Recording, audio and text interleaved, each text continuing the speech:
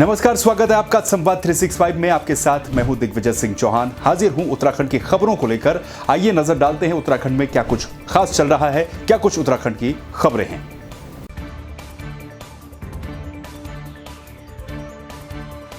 बागेश्वर जिले में 4 कोरोना संक्रमितों की कोविड अस्पताल में इलाज के दौरान मौत हुई। अब जिले में मौतों का आंकड़ा 29 पहुंच गया है। जिले में कोविड से एक दिन में पहली बार इतनी मौतें हुई हैं। जिले में अब तक कुल 7,07,336 सैंपलिंग हुई, जिनमें से अब तक कोरोना के 2,837 पॉजिटिव केस आए हैं, जिनमें से 2,002 मरीज स्वस्थ हो चुके हैं, जिसके साथ ही जिले में 812 एक्टिव संक्रमित मरीज हैं। मरीजों की बागेश्वर जिला चिकित्सालय में कोविड हॉस्पिटल जो बनाया गया उसमें डेथ हुई है। और इसमें से 3 मरीज तो ऐसे थे जिनको जो है कि कोमॉर्बिडिटी पहले से मतलब और बीमारियां भी साथ साथ हुई थी।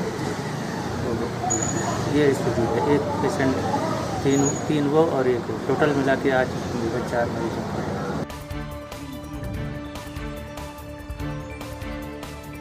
पौड़ी गढ़वाल के सतपुली में लोगों की कोरोना वैक्सीन लगाने के लिए भीड़ उमड़ पड़ी। अधिक भीड़ होने पर अस्पताल प्रशासन को सोशल डिस्टेंसिंग बनाने के लिए काफी मशक्कत करनी पड़ी। उप जिलाधिकारी सतपुली संदीप कुमार ने बताया कि बुधवार को 255 लोगों ने अस्पताल में वैक्सीन लगवाई।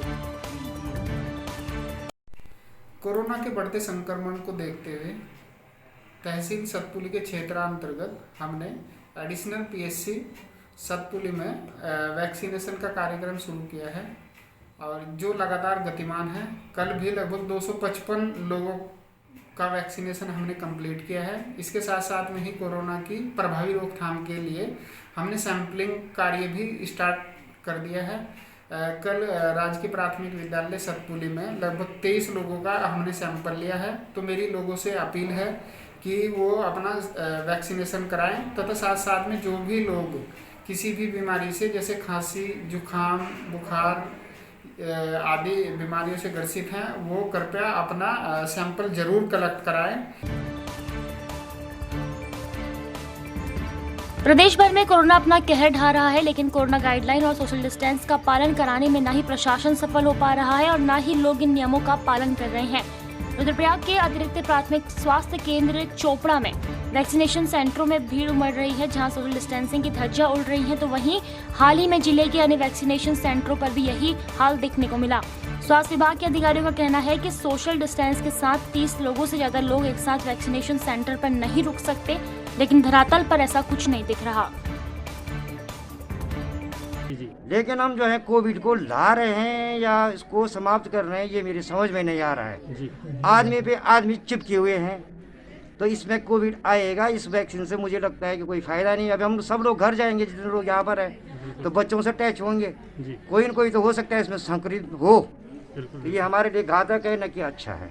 अब क्या चाहते हैं जिला प्रशासन से? ये गाँव वाइज बुलाएं, एक गाँव आज, दूसरा गाँव कल, इसमें भीड़ कम होगी और बहुत अच्छे तरीके से जो है ये कार्यक्रम हमारा आगे बढ़ सकता है। जिलाधिकारी युवा आशीष श्रीवास्तव ने श्रीदेव सुमन संयुक्त चिकित्सालय नरेंद्र नगर पहुंचकर चिकित्सालय में स्वास्थ्य सुविधाओं सहित नवनिर्मित ऑक्सीजन प्लांट का भी निरीक्षण किया। निरीक्षण के दौरान चिकित्सालय में चिकित्सकों की तैनाती को लेकर जिलाधिकारी ने कहा कि जो भी चिकित्सक कोविड ड्यूटी से वापस आ रहे हैं, उनकी प्राथमिकता के आधार पर तैनाती की जा रही है।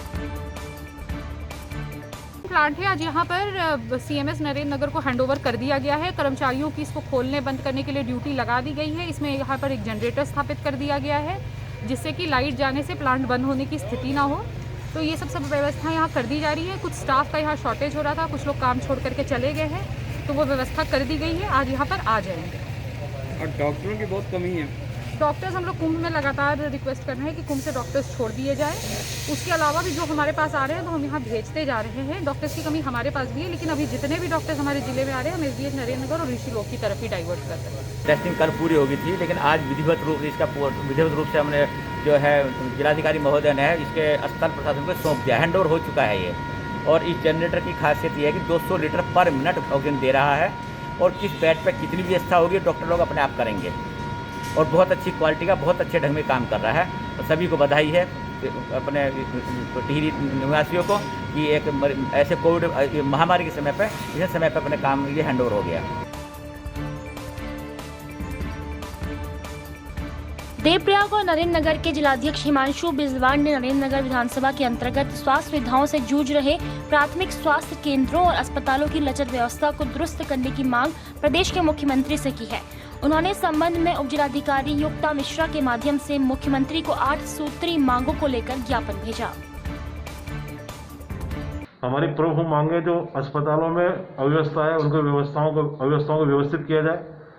एकमात्र नरेंद्र नगर में जहाँ की आईसीयू 3 वार्ड और तीनों वार्ड होने के बावजूद भी एक भी आईसीयू का संचालक वहाँ पे मौजूद नहीं है, उसकी भारी कमी देखने को मिल रही है। रेमडेसिविर इंजेक्शन की कमी देखने को मिल रही है, ऑक्सीजन की भारी किल्लत दिखाई पड़ रही है।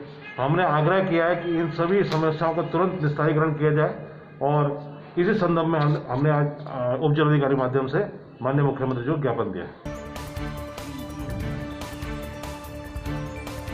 पिथौरागढ़ में कोविड-19 संक्रमण की रोकथाम के लिए जिले में सैंपलिंग जारी है। जिले में वर्तमान तक कुल 1,08,455 व्यक्तियों की कोरोना सैंपलिंग की गई है, जिनमें से कुल 4,628 व्यक्ति कोरोना पॉजिटिव पाए गए हैं, जबकि कुल 1,048 एक्टिव केस हैं। पॉजिटिव व्यक्तियों को स्वस्थ हो जाने पर डिस्चार्ज कर दिया गया है, तो वहीं 555 कोरोना पॉजिटिव व्यक्ति होम आइसोलेशन में, 82 कोविड केयर सेंटर में और 66 जिला चिकित्सालय में और 345 व्यक्ति अन्य स्थानों में आइसोलेशन में है। हमने झूला घाट पहले से कंटेनमेंट जोन घोषित कर रखा है। इसके अलावा यहाँ के देखा गया है कई इलाकों में पॉजिटिव पेशेंट आए हैं, जिसमें बजेठी है, जाखनी है, रई है और मिलन गांव है। और इसके अलावा जो जहाँ पे भी ये ऐसे केस पाए जाएंगे उनको तुरंत कंटेनमेंट जोन घोषित किया जा रहा है। हम बेड की क्षमताएं लगातार बढ़ा रहे हैं। 250 बेड का था, 150 बेड का ऑर्डर दे दिया गया है और उसको 450 बेड का कर रहे हैं हम अस्पताल को।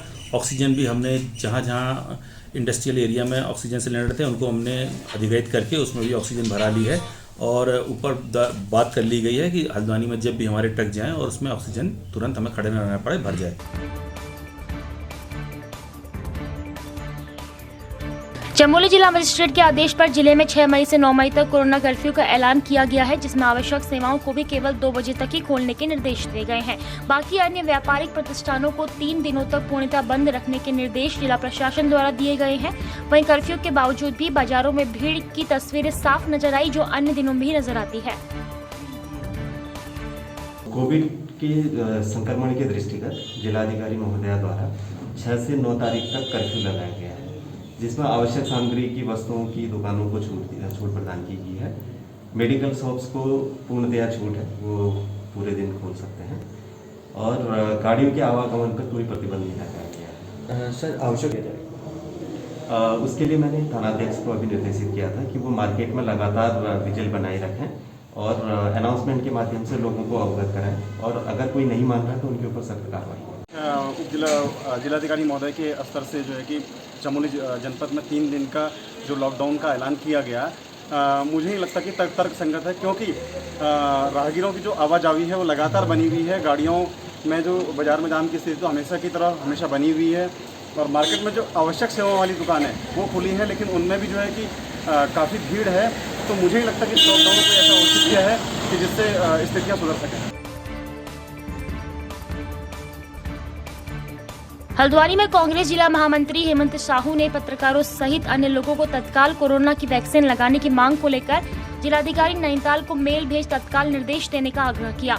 मीडिया कर्मियों को वैक्सीन लगाए जाने में हो रही देरी को लेकर साहू ने कहा कि मीडिया कर्मी लगातार फील्ड में हैं, लेकिन उनकी तरफ ध्यान नहीं दिया जा रहा। उन्होंने कहा कि हल्द्वानी के युवा पत्रकार राहुल जोशी की वैक्सीन लगी होती तो शायद उनका निधन नहीं होता। आज एक मेल के माध्यम से मैंने जिलाधिकारी महोदय और उत्तराखंड की सीएम और कांग्रेस पार्टी के शीर्ष नेतृत्व से हमने मांग की है कि जो भी हमारे पत्रकार साथी हैं उनको तत्काल कोरोना की वैक्सीन लगाने के निर्देश देने का काम करें। साथ ही साथ जो हल्द्वानी और पूरे प्रदेश भर के जो हॉस्पिटल हैं, चाहे वो प्राइवेट हॉस्पिटल हो या सरकारी हॉस्पिटल हो, वहां पर व्यवस्थाएं पूरी तरह से चरमरा गई हैं। लोगों को इलाज नहीं मिल पा रहा है, किसी को ऑक्सीजन नहीं मिल पा रही है, लोगों को डॉक्टर नहीं मिल पा रहे, लोगों को बेड नहीं मिल पा रहा है। तो सरकार को इस गंभीर विषय में गंभीरता से काम करते हुए तत्काल सारी सुविधाओं और सारी व्यवस्थाओं को ठीक करने का काम करना चाहिए। बागेश्वर में युवक द्वारा ड्रीम 11 पर जीती की रकम खाते में आने के बाद अज्ञात द्वारा खाते में होल्ड लगाने के मामले में पुलिस उपाधीक्षक नोडल अधिकारी cyber crime cell Shri Shivraj Singh Rana के नेतृत्व में साइबर क्राइम सेल ने कार्रवाई करते हुए 40,25,000 रुपए आवेदक हिमांशु कुमार के खाते में वापस कराए। मैं दिनांक 11/4/2021 को हैदराबाद वर्सेस कोलकाता के ड्रीम 11 मैच में विनर रहा। दिनांक 14/4 को मेरे खाते में 40,25,000 रुपये आए, लेकिन किसी अज्ञात व्यक्ति द्वारा जानकारी लेकर मेरे पैसों में रोक लगा दी गई, जिसमें मैं उन्हें न निकाल पा रहा था न किसी अन्य अकाउंट में डाल पा रहा था। बैंक द्वारा बताया जा रहा था कि ये पैसा गलत खाते में आ गया है। फिर मैं तत्काल साइबर सेल बागेश्वर के पास गया। उन्होंने इस संबंध में बताया गया द्वारा तत्काल कार्रवाई की गई। वह मेरे पैसे मैं वापस दिलाए गए। मैं cyber cell Bageshwar Uttarakhand police का आभार व्यक्त करता हूँ। नमस्कार, धन्यवाद। मुख्यमंत्री तीरथ सिंह रावत और केंद्रीय पेट्रोलियम मंत्री धर्मेंद्र प्रधान की मौजूदगी में केदारनाथ उत्थान ट्रस्ट और तेल एवं प्राकृतिक गैस मंत्रालय की पब्लिक सेक्टर कंपनियों के मध्य श्री बद्रीनाथ धाम को स्मार्ट स्पिरिचुअल टाउन के रूप में विकसित करने को लेकर लगभग 100 करोड़ के कार्यों के समझौता ज्ञापन पर हस्ताक्षर हुए। समझौता पत्र पर पेट्रोलियम मंत्रालय की ओर से सचिव तन्नू कपूर और उत्तराखंड की ओर से पर्यटन सचिव दिलीप जावलकर ने हस्ताक्षर किए। तो आपने देखा उत्तराखंड में क्या कुछ खास चल रहा है, क्या कुछ उत्तराखंड की खबरें रही। एक बार फिर से आपके सामने हाजिर होंगे उत्तराखंड की कुछ और खबरों के साथ। तब तक के लिए आप बने रहिए संवाद 365 के साथ। नमस्कार।